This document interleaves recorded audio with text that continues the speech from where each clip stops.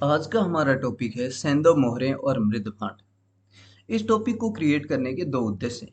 पहला, ऐसा कंटेंट तैयार किया जाए जिसमें कंपटीशन एग्जाम में ज़्यादा से ज़्यादा क्वेश्चन पुटअप होते हैं। हमने इस टॉपिक के उन्हीं जो पहलू है उन पर गौर किया है जिनमें क्या है एग्जाम में ज़्यादा से ज़्यादा क्वेश्चन पूछे जाते हैं। दूसरा, ग्राफिक्स और विजुअल्स के जरिए आपको कंटेंट को प्रेजेंट किया जाए ताकि आप उसको बेहतर ढंग से समझ विकसित कर सकें। तो शुरू करते हैं सिंधु सभ्यता की मोहरें। इससे पहले हमने सिंधु सभ्यता की खोज और उससे क्षेत्र विस्तार के बारे में पिछले वीडियो में हमने पढ़ा है। आज हम पढ़ेंगे सिंधु सभ्यता की मोहरें और मृदभांड के विषय में। तो मोहरें मोहरें इतनी महत्वपूर्ण क्यों है? मोहरें महत्वपूर्ण इसलिए है क्योंकि सिंधु सभ्यता की लिपि की सर्वाधिक जानकारी है वो किनसे मिलती है? मोहरों से मिलती है। व्यापार और उन्नत तकनीकें और नगरीय सभ्यता का प्रतीक है वो भी क्या है? मोहरे, जो हम आगे धीरे धीरे नेक्स्ट स्लाइड में देखेंगे। ठीक है। मोहरों का निर्माण में सबसे ज्यादा प्रयुक्त होती थी सैलखड़ी। इसके अलावा फयांस, चांदी, चर्ट आदि से निर्मित मोहरें भी मिलती हैं।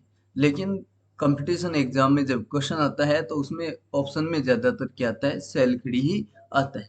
अगर आकार की बात करें तो वर्गाकार, आयताकार, बेलनाकार अनेकों आकार की मोहरें मिलती हैं। वर्गाकार सबसे कॉमन आकार है और बेलनाकार वह आकार है जिससे कंपटीशन एग्जाम में बहुत बार क्वेश्चन पूछा गया है कि बेलनाकार आकार की मोहरें कहाँ से मिली है। तो दो स्थल है, कालीबंगा और मोहनजोदड़ो, और ज्यादातर एग्जाम में कालीबंगा इसका उत्तर रहता है क्योंकि मोहनजोदड़ो ऑप्शन में नहीं आता है। अब देखते हैं किन किन चीजों से मोहरें बनती थी। तो लोथल और देसलपुर से तांबे की मोहरें भी मिली हैं। कालीबंगा और लोथल से राज मुद्रांक यानी राज की मोहरें भी मिली। अब जो 5 मोहरें हैं जिनसे बहुत बार क्वेश्चंस पूछे गए हैं उनके बारे में अध्ययन करेंगे। तो सबसे पहली जो मोहर है वो है यूनिकॉर्न की मोहर। यह सिंधु सभ्यता में प्राप्त सर्वाधिक मोहरें, यानी सबसे ज्यादा संख्यात्मक रूप से मिली हुई मोहरें कौन सी है? यूनिकॉर्न की मोहरें। यह कहाँ से प्राप्त हुई है? मोहनजोदड़ो, यानी मोहनजोदड़ो नगर का प्रतिनिधित्व करती है। यूनिकॉर्न यानी एक सींग वाला जानवर की मोहरें मिली है। अब जो दूसरी महत्वपूर्ण मोहर है वो कौन सी है? पशुपति की मोहर। कंपटीशन एग्जाम में सर्वाधिक क्वेश्चन इसी मोहर से पूछे गए हैं। अगली स्लाइड में इसको हम विस्तृत रूप से देखेंगे। ये सर्वाधिक विख्यात मोहर है और ये कहाँ से प्राप्त हुई है? मोहनजोदड़ो से। इसकी तो एक एक बात याद रखनी बहुत ही जरूरी है। अब तीसरी जो मोहर है वो कौन सी है? स्वास्तिक की मोहर। स्वास्तिक की मोहर, इससे संबंधित एक बहुत ही महत्वपूर्ण क्वेश्चन आता है कि स्वास्तिक का प्रयोग करने वाले प्रथम सभ्यता के लोग कौन थे? तो उसमें पहला ही ऑप्शन क्या आता है? वैदिक सभ्यता आता है। वैदिक सभ्यता नहीं है। कौन सबसे पहले प्रयोग किए थे? वो है सिंधु सभ्यतावासी, क्योंकि इनके मोहर पर स्वास्तिक का चिन्ह बना हुआ है। तो ये भी बहुत इंपॉर्टेंट है और कंपटीशन एग्जाम में हजारों सैकड़ों ही बार ये क्वेश्चन आया हुआ है। अब देखते हैं मेसोपोटामिया से प्राप्त मोहर। ये भी बहुत बार पूछा जाता है और सीधा सीधा ही पूछा जाता है इसमें कि मेसोपोटामिया से प्राप्त मोहर है, मेसोपोटामिया की मोहर है, वो कहाँ से प्राप्त हुई है? तो लोथल से प्राप्त हुई है, क्योंकि ये बंदरगाह नगर था और व्यापार करने के लिए मेसोपोटामिया से लोग आया करते हैं। दूसरा इससे प्रश्न आता है कि मेसोपोटामिया की मोहर कैसी है? तो कैसी है? ये गोलाकार। कैसी है? गोलाकार, सिक्के जैसी आकार की है। आगे देखते हैं, घुंडी वाली मोहर भी बोलते हैं इसको। तो तीसरी है बेलनाकार मोहर। बेलनाकार मोहर बहुत ही इंपॉर्टेंट है, कालीबंगा से प्राप्त हुई। ये सीधा ही पूछा जाता है कि ये बेलनाकार मोहरें कहाँ से प्राप्त हुई है? कालीबंगा से प्राप्त हुई है। तो मोहरों का क्या उपयोग था? एक तो सीधा सीधा उपयोग था कि ये व्यापार में काम में आया करती थी। ये जो मोहरें हैं, जो व्यापार की जो वस्तु थी उसके ऊपर गीली मिट्टी लगा के इन मोहरों का ठप्पा लगाया जाता है और सूखने के बाद में वो स्थायी हो जाता है और आगे तक ये पहचान के स्रोत बनते कि ये सामान कहाँ से आया है। इसके अलावा मोहरों से हमने पहली स्लाइड में पढ़ा कि सर्वाधिक जानकारी किसकी मिलती है? जो सेंधव लिपि है उसके सर्वाधिक लेख है वो मोहरों से ही प्राप्त होते हैं। मोहरें प्राप्त कहाँ से हुई? मोहरें प्राप्त हुई है वो सर्वाधिक मोहरों वाला स्थल कौन सा है? मोहनजोदड़ो, जहाँ से 68% मोहरें प्राप्त हुई है। 19% कहाँ से प्राप्त हुई है? हड़प्पा से। और 13% अन्य से प्राप्त हुई है। यानी मोहर, दो निष्कर्ष निकलते हैं इस बात से कि मोहर किसका प्रतिनिधित्व करती है। एक तो बड़े नगरों का यानी नगरीय सभ्यता का प्रतिनिधित्व करती है, और दूसरा किसका है, क्योंकि ये दोनों ही बड़े नगर थे तो व्यापारिक उन्नति का भी प्रतीक है, क्योंकि ये व्यापार स्थल भी मुख्य हुआ करते थे। तो ये दो चीजों का प्रतीक बन के आई। अब देखते हैं हमारी सबसे महत्वपूर्ण मोहर, जिससे बहुत बार क्वेश्चन आता है, वो कौन सी है, पशुपति की मोहर। पहला ही है कि इसमें कौन कौन से जानवरों को दर्शाया गया है। इसमें 4 जानवरों को दर्शाया गया है, बाघ, हाथी, गेंडा, भैंसा।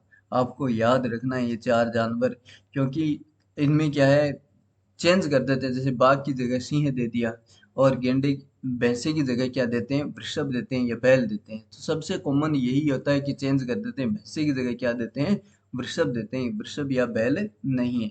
आप एक छोटी सी ट्रिक के जरिए इसको याद कर सकते हैं। Brett, BERT, B for buffalo, E for elephant, R for rhino, और टी फॉर टाइगर। ब्रेटली जो बॉलर था, उससे ब्रेट से ही हम याद कर सकते हैं इसको, और ये बहुत बार क्वेश्चन पूछा गया है। दूसरा जो इससे आने वाला कॉमन क्वेश्चन क्या है कि किसने इसको पशुपति कहा था। तो किसने कहा था, जॉन मार्शल ने इसको पशुपति कहा था। नीचे इसके क्या है, हिरणों की पंक्तियां हैं, और ये कहाँ से प्राप्त हुई है, मोहनजोदड़ो से प्राप्त हुई। ये सारे ही क्वेश्चंस हैं जिनको हमने इस स्लाइड में शामिल किया। अब आता है मृदभांड। मृदभांड, ये लाल रंग की मिट्टी से बने हुए मृदभांड हुआ करते थे, और इसके ऊपर जो चित्र थे वो किसके बने होते थे, काले रंग के। मैग्नीफेरस हेमेटाइट या मैग्नीशियम और लोहे का कोई मिक्सचर होता था, जिससे ये काले रंग के चित्र बनाया करते थे। डिसऑन स्टैंड, ये बहुत ही इंपॉर्टेंट विशेषता है इनकी, डिसऑन स्टैंड, कि ऐसे मृदभांड बने होते थे जिनके नीचे रखने का स्टैंड भी इनके साथ ही बनाया जाता था। ये चाक पर निर्मित मृदभांड हुआ करते थे, सरल हुआ करते थे, और बहुरंगी नहीं होते थे, केवल ये लाल और काले रंग के ही हुआ करते थे। तो ये सिंधु सभ्यता से प्राप्त मृदभांड किससे निर्मित है, चाक से निर्मित है। उपयोगितावादी और सरल प्रकार के हुआ करते थे, यानी कोई जटिलताएं इनमें नहीं हुआ करती थी निर्माण में। इनके चित्र हुआ करते थे, जो चित्र बने होते काले रंग के, वो किसके हुआ करते थे, पशु पक्षियों की। यदा कदा ही मानव के चित्र है, यानी मानव के चित्र इस पर नहीं है, ये भी याद रखने वाली बात है। और जो चित्रों में से क्वेश्चन आता है वो चालाक लोमड़ी वाला और प्यासे कौवे वाला चित्र के कहाँ से प्राप्त होते हैं, तो कहाँ के मृदभांडों से प्राप्त होते हैं, लोथल की मृदभांडों से प्राप्त होते हैं। बहुत सारे आकार के मृदभांड हैं, जैसे प्याले जैसा होता है, सुराहीदार है, एस आकार की गर्दन वाला है, या छेदों वाले मृदभांड है। ऐसे बहुत से आकार के हैं जिनमें से क्वेश्चन है कम ही पूछे जाते हैं।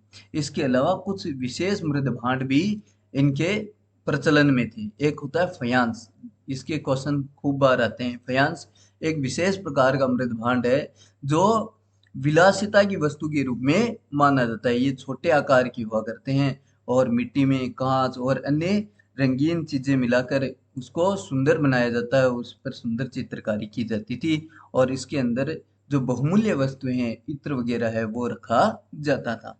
इसके अलावा दूसरा जो है वो क्या है, मर्तबान। मर्तबान काले रंग के होते थे, लाल मिट्टी से बने हुए काले रंग के लेप के मृदभांड हुआ करते थे, और ये व्यापार के उपयोग में आते हैं। मगन यानी ओमान देश से ये प्राप्त हुए हैं, यानी ओमान के साथ हमारा व्यापारिक संबंध का ये प्रतिनिधित्व करते हैं। ये हम उसमें देख लेंगे जहाँ सिंधु व्यापार के बारे में पढ़ेंगे। तो ये दो प्रकार के मृदभांड है।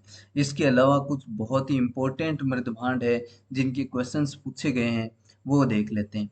भगवानपुरा से चित्रित दूसर मृदभांड, ये उत्तर वैदिक काल सभ्यता के प्रतिनिधित्व करते हैं, लेकिन ये कहाँ मिले हैं, भगवानपुरा एक हड़प्पाई सभ्यता का साइट है, वहां से चित्रित दूसर मृदभांड प्राप्त हुए हैं। ये बहुत बार एग्जाम में पूछा गया क्वेश्चन है। मृदभांड बहुरंगी नहीं होते थे, लेकिन नाल बलूचिस्तान एक ऐसी स्थान है जहां पर बहुरंगी प्रकार के मृदभांड पाए जाते थे, और मोहनजोदड़ो से प्राप्त मृदभांड ग्लेजिंग युक्त विश्व के प्रथम मृदभांड है। ये भी क्वेश्चन है आया हुआ है। आज के लिए इतना ही। अगर हमारा वीडियो पसंद आता है तो चैनल को लाइक कीजिए, सब्सक्राइब कीजिए। Thank you.